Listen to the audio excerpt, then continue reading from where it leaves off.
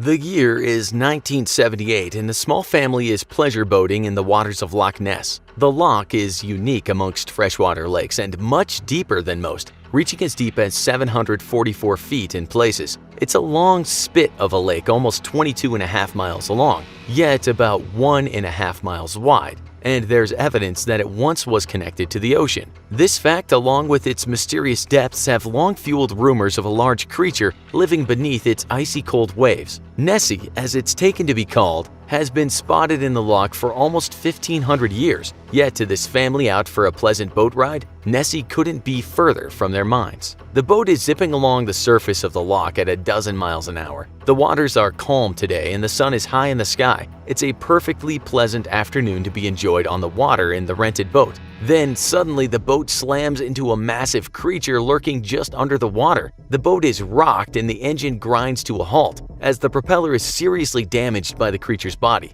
The family's grandfather, well along in years, looks down into the water and is so terrified by the shock of the accident and what he sees that he immediately suffers a heart attack and collapses. Without a sound, the creature dips down into the depths, and with a broken propeller and ruined engine, the family is left helpless in the middle of the loch. Eventually, other boaters respond to the distress flares being launched by the family. Their boat is towed back to shore and the grandfather rushed to the hospital, where he'll unfortunately be pronounced dead. Rumors begin to circulate that the family encountered the infamous Nessie, and this time there's proof. The family, along with the rescuers who helped drag the boat out of the water, find long strips of flesh caught in the boat's twisted and bent propeller. The owner of the boat rental company described the flesh as long strips of black flesh an inch thick. Finally, physical proof of what may be lurking in the depths of the loch.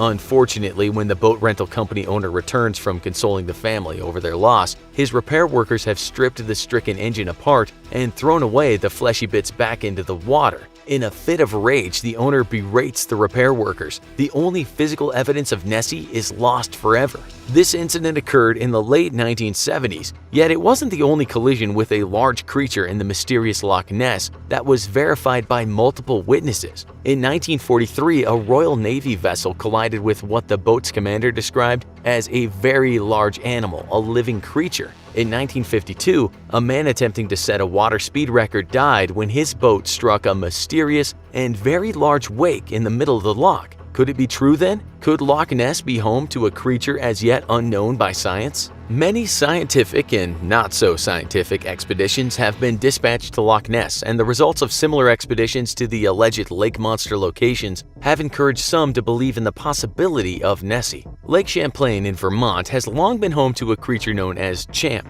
the U.S.'s very own lake monster. Evidence of this lake monster, though, has been as frustratingly sketchy as that of Nessie until 2003, when hydrophone operators conducting an extensive underwater survey of the lake discovered something shocking. Originally hired by the Discovery Channel to aid in the filming of a documentary on the Lake Champlain monster, the sonar operators stayed behind after the film crew left to continue their underwater survey. Just a day after the film crew left, the sonar operators picked up an extremely unusual sound, a rapid-fire series of clicks in irregular patterns. The next day, and at a different location, the crew picked up the sound again, and finally a week later they picked it up once more. The recordings at times lasted an incredible 10 minutes, and at one point the operators believed that the creature came as close as 30 feet to the boat.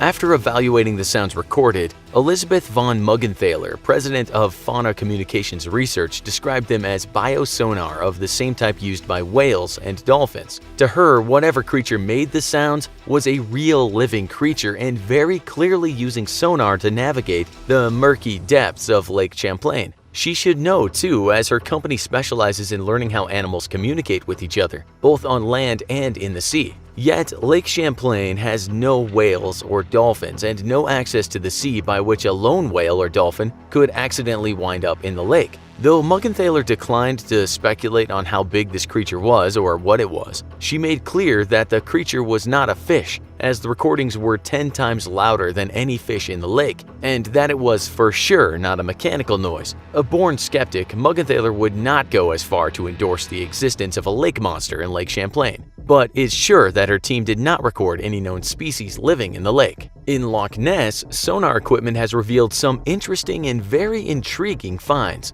In 2014, a ferry captain tracked what appeared to be a very large creature several dozen feet below the waves as his ship made its daily trip across the loch. Accustomed to seeing strange things on the sonar display after years on the lake, this captain said that the image on that particular day very quickly grabbed his and the crew's attention. Unfortunately, due to the murkiness of the loch, they were unable to see anything below them. However, just weeks before this incident, a man had spotted what appears to be a huge creature lurking just beneath the waves of the loch using Apple Maps. This incident eerily repeated itself just this year in August, as 24-year-old Captain Mike Bell was finishing up the history of the Loch Ness Monster to his group of tourists. One of them eagerly pointed at his sonar. To Mike and his tourists' surprise, the sonar very clearly showed the blip of one fish 15 meters beneath the boat. Another 20 meters beneath that fish, though, was what appeared to be a solid mass, anywhere from 3 to 8 meters long.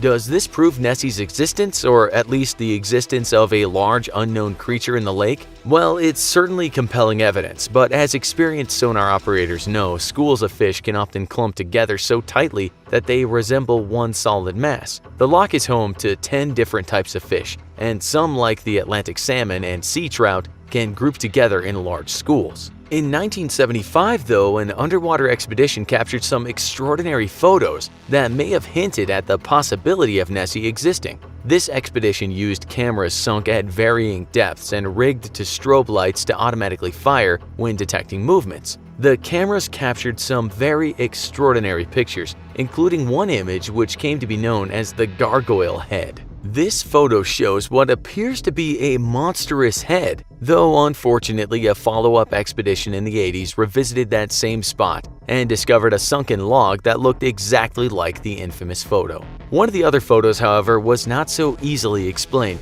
This photo shows what looks like a modern rendition of the pliosaur, a seafaring dinosaur which Nessie is thought to possibly be descended from. While other photos from the expedition were discounted as being random bits of debris caught in the waves, this photo has proved much harder to debunk. One analyst said that based off a similar photo of an eel captured in another lake, and given the estimated distances involved, if this was truly a photo of an eel as skeptics claim, then the head and neck portion in the photo would have been 7.5 feet long. Then there's also the fact that the photo does so very much resemble a pliosaur, replete with long neck and even flippers. When one of the original crew members was questioned about the original photo years later, he said that of all the photos, only this one made him believe they captured something other than a natural phenomenon. Just this summer, a team of scientists from New Zealand initially made headlines when they announced the preliminary discoveries of their DNA study of the loch. After taking over 250 samples in various locations and different depths of the loch, the team looked for DNA in the water shed by its inhabitants. Neil Gemmell, professor of biology and ecology at the University of Otago, New Zealand, told newspapers that after testing each of the main monster hypotheses, they ruled out all but one.